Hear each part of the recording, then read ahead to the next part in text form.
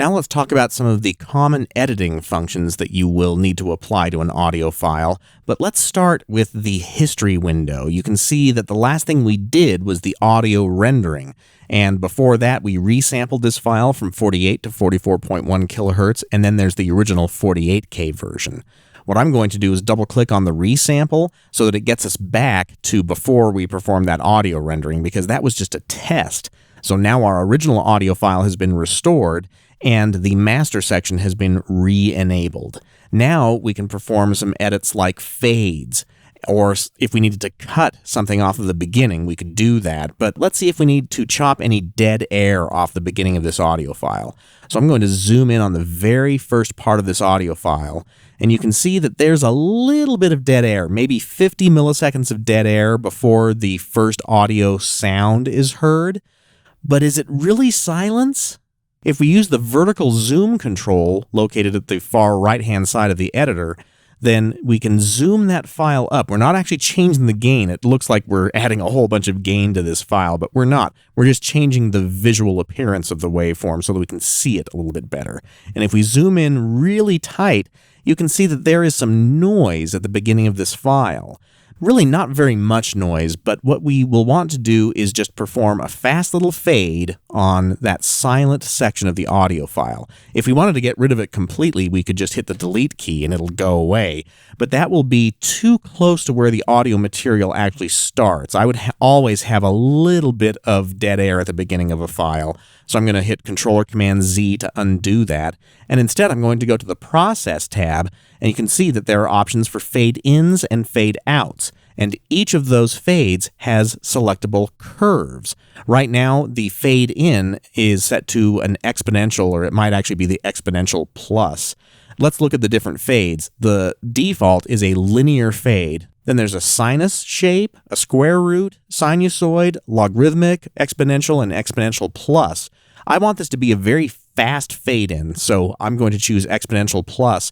When I do that, it just performs the fade automatically, but now that I have that curve chosen, all I have to do is hit the fade button right here, and it will apply the assigned curve to the selected audio material. The keyboard shortcut for fade in is Alt or Option and I. So if I were to undo that by typing Control-Command-Z and then typing Alt or Option and I, that performs the fade in. Now, when we play the audio file, that little noise section will be ramped up very quickly and really probably imperceivable by the listener, but it's just nice to know that the file is starting at absolutely infinity dB. And then let's see if we need to do anything to the fade out of this song. So let's zoom to this section, and it does fade out after the last note, but does it truly fade out to infinity? And as we can see, it doesn't. There's still some audio playing there at the end. So what I think I'll do is right about here to the end of the file, I'm going to perform a fade out, and I've got a sinusoid shape chosen for that fade.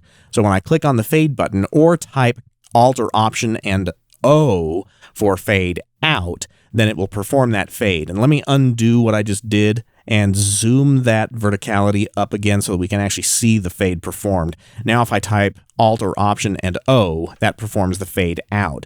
Now the volume level goes all the way to infinity, so it starts to write absolutely 0 bits at the very end of this song. But now that may have made the file a little bit too short to have that fade out sound natural, so let's add just maybe a second of silence to the end of this file. So here's the actual end of the file that we can see right here. Let's move our cursor position to about a second after the file stops playing.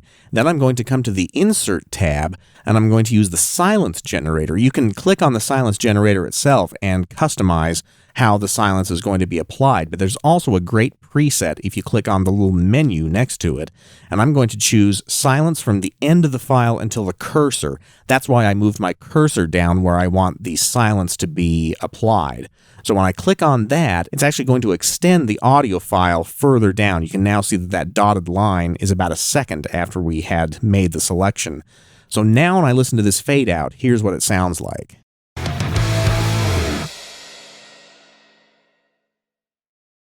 That's total silence right there for just about a second. So those are some common edits that you may need to perform on an audio file. Next, let's talk about the meters.